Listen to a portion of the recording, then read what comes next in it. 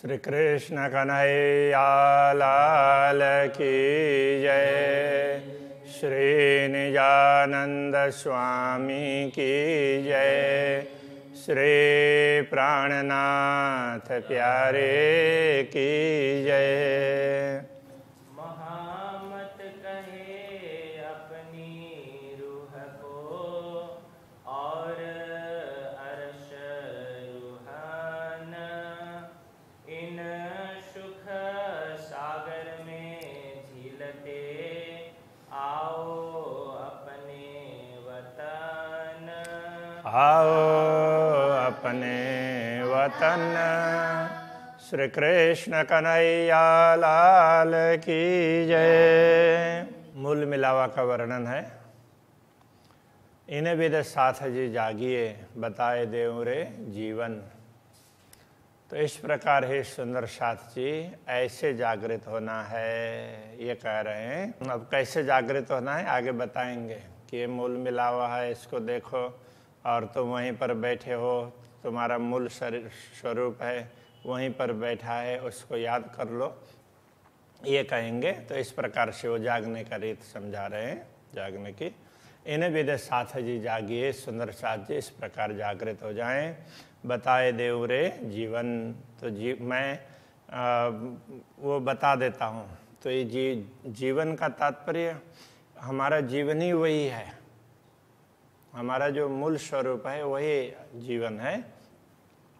श्याम श्यामा जी साथ जी जित बैठे चौक वतन।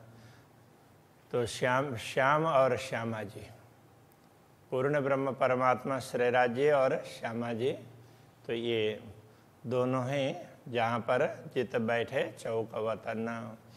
तो मूल मिलावा के अंदर जहाँ बैठे हुए हैं, परम धाम में मूल मिलावा के अंदर। याद करो सोई साई, तो उस घड़ी को याद कर लो जो हंसने मांगा खेल। हंसने के लिए जो खेल मांगा था, खेल देखने के, मजा करने के लिए, आनंद के लिए मांगा था, उस घड़ी को याद कर लो। सो खेल खुशहाली लेके, और ये खेल देखा तुमने तो इसकी खुशहाली, इसमें जो अच्छे अच्छे जो भी कार्य हुए हैं ना, इसकी खुशहाली, इनको लेकर के उठो कीजिए खेल, और उठ करके परमधाम में जागृत हो जाओ और फिर वहाँ खेलने लगो, वहाँ आनंदित होने लगो। तो खेल की खुशहाली का तात्पर्य खेल की प्रसन्नता है। खेल में जो जो अच्छी बातें हुई है, अच्छी घटनाओं को याद करना होता है, बुरी घटनाओं को नहीं। सूरत एक ही राखियो मूल मिलावे माए। अपने सुरता को, अपने चिंतन को मूल मिलावे में बनाए रखो। श्याम श्यामा जी साथ जी तले भौम बैठे हैं झाई। रंग भवन के प्रथम भूमिका में स्थित मूल मिलावा, तले भौम कहने से पहली भूमिका में, जहाँ पर श्याम श्यामा जी और साथ जी सब बैठे हुए हैं, श्रीराज जी, श्यामा जी और ब्रह्मात्माएं बैठे हुए हैं, तो उसका ध्यान रखो। 64 थम्ब चबूतरा इत कठेड़ा बिराजत। तो मूल मिलावा कैसा है?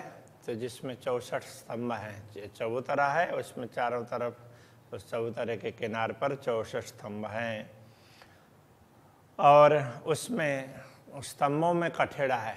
कठेड़ा कटहरा को बोलते हैं, रेलिंग। तले गिलम ऊपर चंद्रवा। चबूतरे में नीचे तो कालीन बिछी है और ऊपर चंदवा है। 64 थम्मों भराई, तो पूरे 64 स्तंभों में भर करके, कहने का तात्पर्य पूरे चबूतरे को भर करके, ऊपर भी और नीचे भी, इस तरह से। नीचे कालीन छाया है और ऊपर चंद्रवा छाया है। कठेड़ा किनार पर चबूतरे गिरदवाए। कटहरा है किनार में है, चबूतरे के चारों तरफ। 16 थम्मों लगता, तो 16 थम्मों में लगा हुआ है। ए जुगता अति शोभाए। उसमें क्या है, 4 द्वार को छोड़ करके पूरा कटहरा लगा हुआ है, इसलिए एक तरफ के, दोनों द्वार के बीच में एक तरफ तो 16 थम्बा होंगे, तो उसके लिए 16 थम्बों में कटहरा लगा हुआ है। ऐसे दूसरे तरफ 16, इस तरह से 64 स्तंभों में कटहरा है। 4 द्वार चारों तरफों 4 द्वार हैं, उनको छोड़ करके, और कठेड़ा सब पर, बाकी सब में कठेड़ा है, कटहरा है। 64 थम्मों के बीच में, तो ये 64 थम्मों के बीच में गिलम बिछाई भर कर, चबूतर में पूरा कालीन बिछी हुई है। कहूँ 64 थम्मों का बेवरा, 64 थम्मों का विवरण बता देते हैं। तो कैसे? 4 धात 12 नंग, 4 धातु और 12 रत्न, इस तरह से 16 एक तरफ, और ऐसे चारों तरफ 16 होने से 64 हुए हैं। इस प्रकार से समझा रहे हैं। तो उसमें फिर वो सबके रंग और रत्न अलग अलग प्रकार के होंगे, तो उसकी बात भी आगे करेंगे। बने चारों तरफों जुदे जुदे, तो चारों तरफों अलग अलग, भय 16 जिनसों रंग, तो 4 और 12 ऐसे मिल करके 16 रंग अलग अलग हो जाते हैं। चारों तरफों एक एक रंग के, तैसी तरफों चारों तरफ में एक तरफ एक रंग, तो ऐसे चारों तरफ उसी प्रकार से है। नए नए रंग एक दूजे संग, चारों तरफों 64 सुमार, चारों तरफ में 64 स्तंभ हैं, तो उनमें देखते रहते हैं तो नया नया रंग दिखाई दे रहा हो ना, ऐसा लगता है। एक दूजे संग, एक दूसरे के साथ में इस तरह से नया नया रंग दिखाई देता है। ऐसे 64 स्तंभों में ऐसा होता है। तो 64 स्तंभों का शुमार कहने का तात्पर्य, उनका निरूपण ऐसे बता दिया, पूरे 64 स्तंभ ऐसे हैं करके। ये 4 नाम कहे धातु के, अब 4 धातु की बात कर रहे थे ना, 4 धातु और 12 रत्न, तो 4 धातु की बात कर रहे हैं। हेम कंचन चांदी नूर, तो हेम ये भी सोना है, कंचन ये भी सोना है, किंतु हेम सामान्य रूप से सोना है, कंचन है अति शुद्ध सोना, तो दोनों में थोड़ा सा फर्क होता है। चांदी और नूर, नूर कहते हैं, वैसे तो वो मेटल पहले प्रचलन में नहीं था, इसके हिसाब से दुनिया में तो दुनिया के धातु से परमधाम के धातुएं तो बहुत विशिष्ट प्रकार की है, तो अभी उसको पहले उसको सफ़ेद सफ़ेद होता है, तो उसको अब लोहा ऐसा कह दिया, लोहा नहीं है, तो वो प्लेटिनम बनता है ना, तो वो है प्लेटिनम, उस तरह से कहना पड़ेगा अभी के हिसाब से। तो हेम कंचन चांदी और नूर, अब ये तो परमधाम के धातु है, तो दुनिया के धातु से तो विशिष्ट प्रकार के हैं, इसलिए तो यहाँ दुनिया में ऐसे समझना चाहिए। ये 4 रंग का बेवरा, ये 4 रंगों का विवरण है। लिए खड़े जहूर, तो ये 4 धातु है, 4 अलग अलग रंग लेकर के प्रकाशित होते हैं।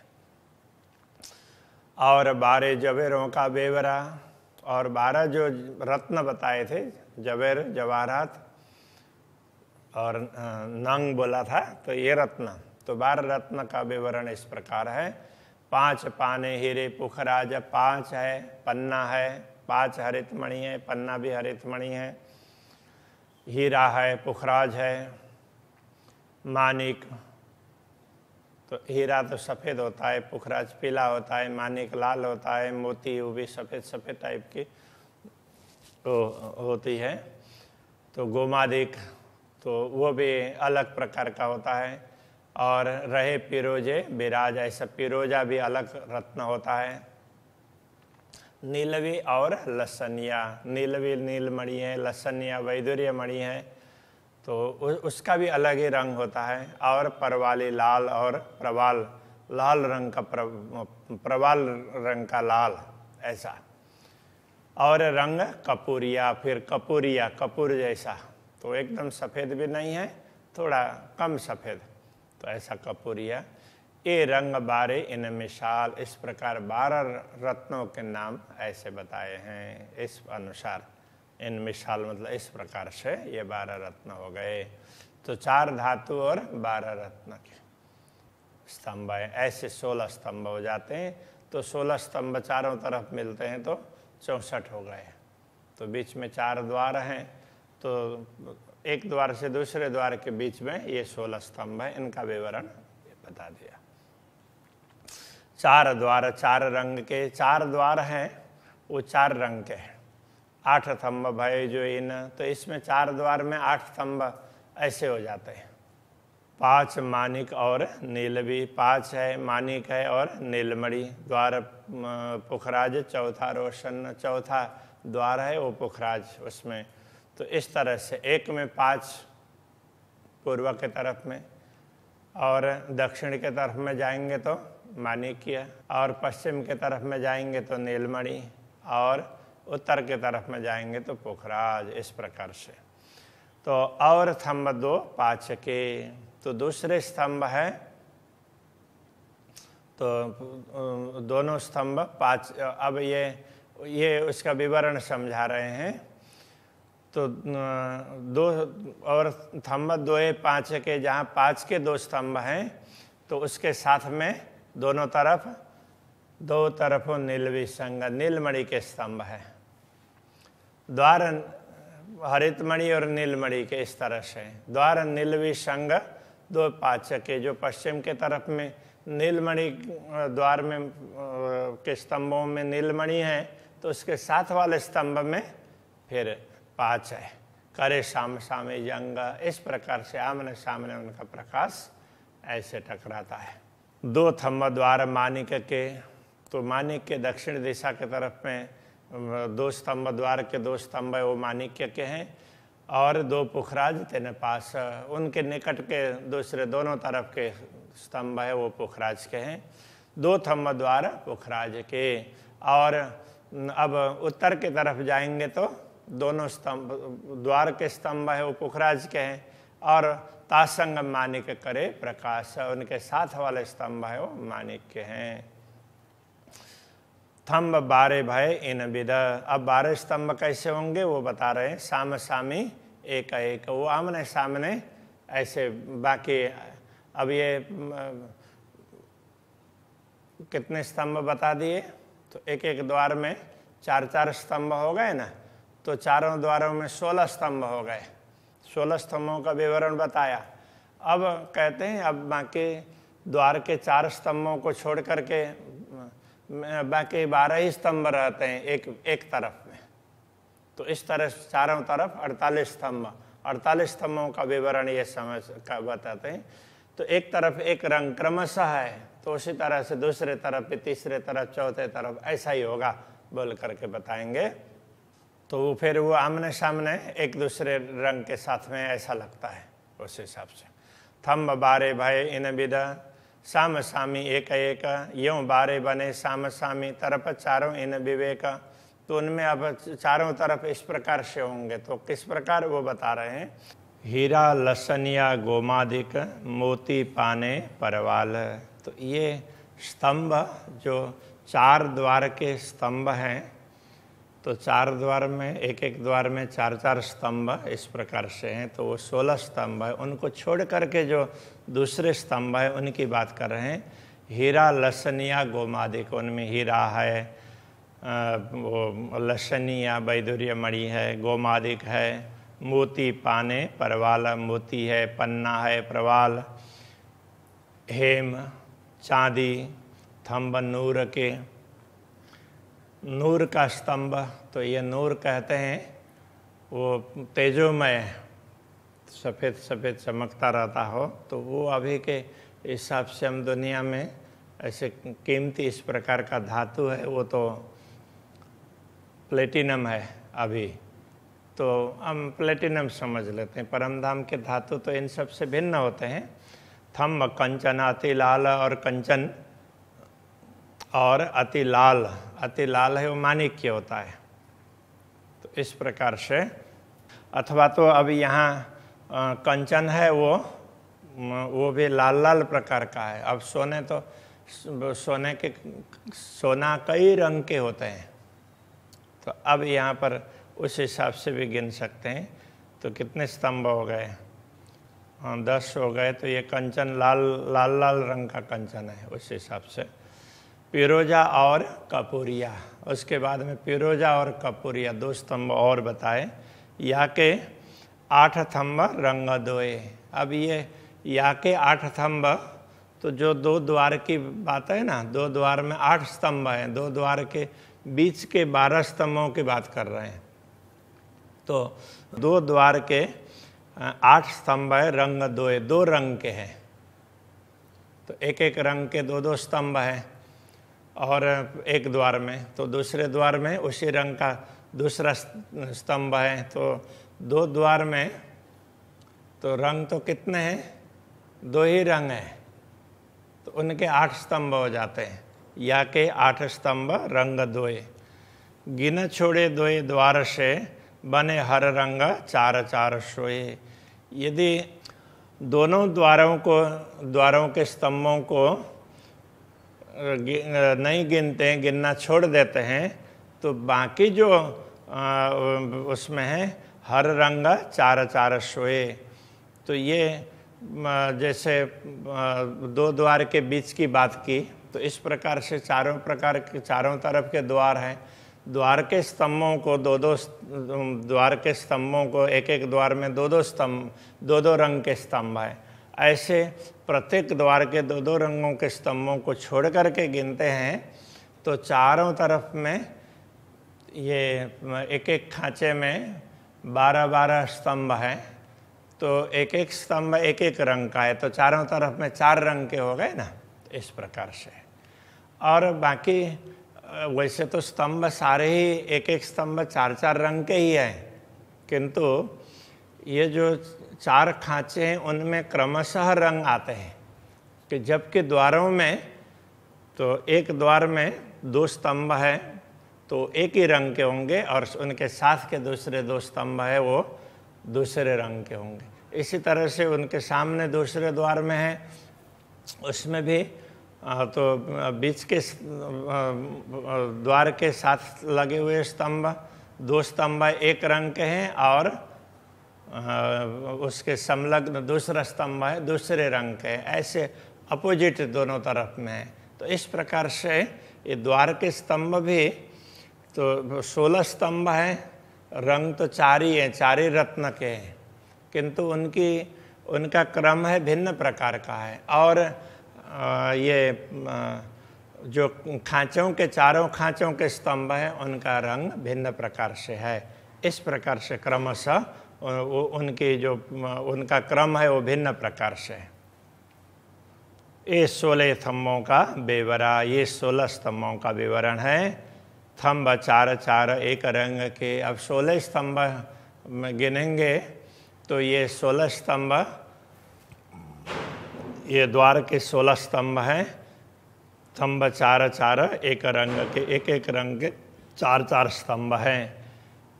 सो चारों तरफों सामने चारों तरफों ऐसे आमने सामने बने मिसल 64 है। ये इस प्रकार से ये 64 स्तंभ चारों तरफ मिल करके होते हैं, इस प्रकार से समझना चाहिए। तो 64 स्तंभों में सभी 16 रंग ही है मूल रूप से, तो 16 रंग ही चारों ओर उस अलग अलग प्रकार से सजे हुए हैं। तो द्वार के स्तंभों को अलग प्रकार से समझना चाहिए और बाकी स्तंभों को अलग प्रकार से समझना चाहिए, ये बात यहाँ पर समझाइए। चारों तरफ वो चंद्रमा, ऊपर स्तंभों में चारों तरफ चंद्रमा छाए हुए।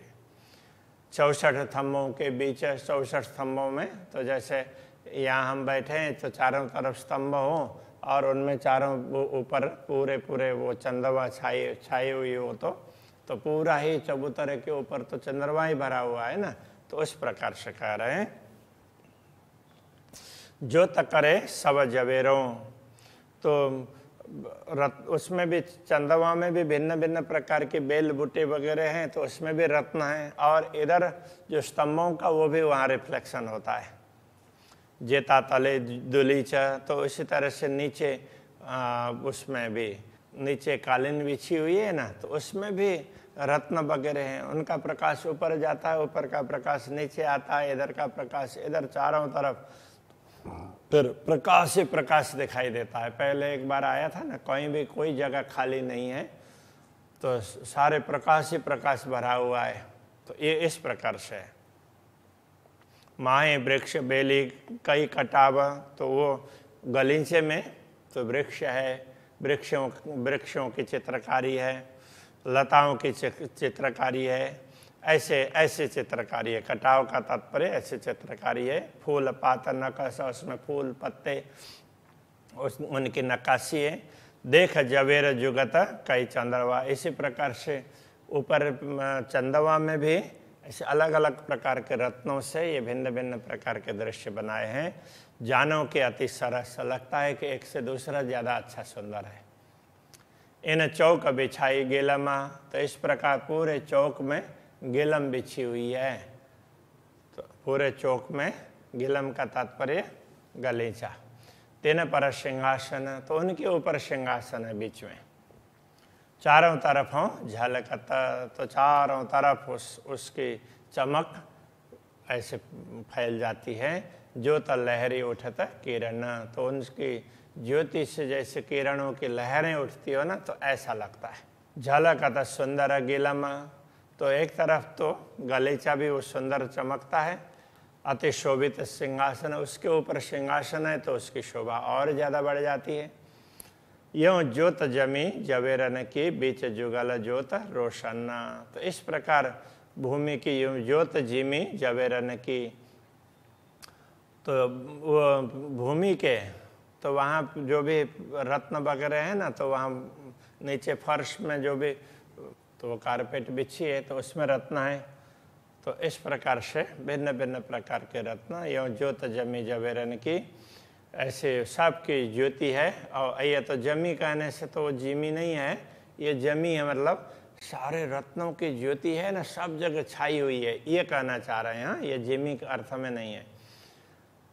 बीच जुगल ज्योत रोशन, इन सब के बीच में, तो सिंहासन के बीच में युगल स्वरूप बैठे हैं, तो उनका प्रकाश भी चारों तरफ छाया हुआ है। तो इस तरह से चारों तरफ तो प्रकाश है ही, और उन प्रकाश के बीच में युगल स्वरूप विराजमान है, उनका प्रकाश और दे दीप्यमान है। आज के प्रसंग को यही रखते हैं। श्री कृष्ण कन्हैया लाल की जय।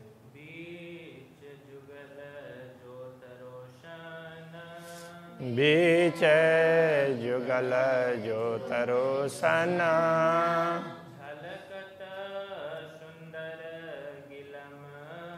झलकत सुंदर गिलम,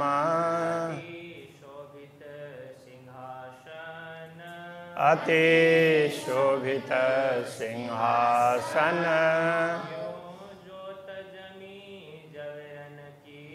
यों ज्योत जमी जवेरन की,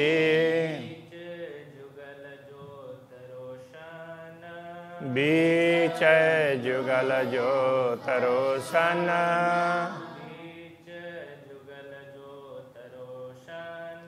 बीच जुगल ज्योत रोशन।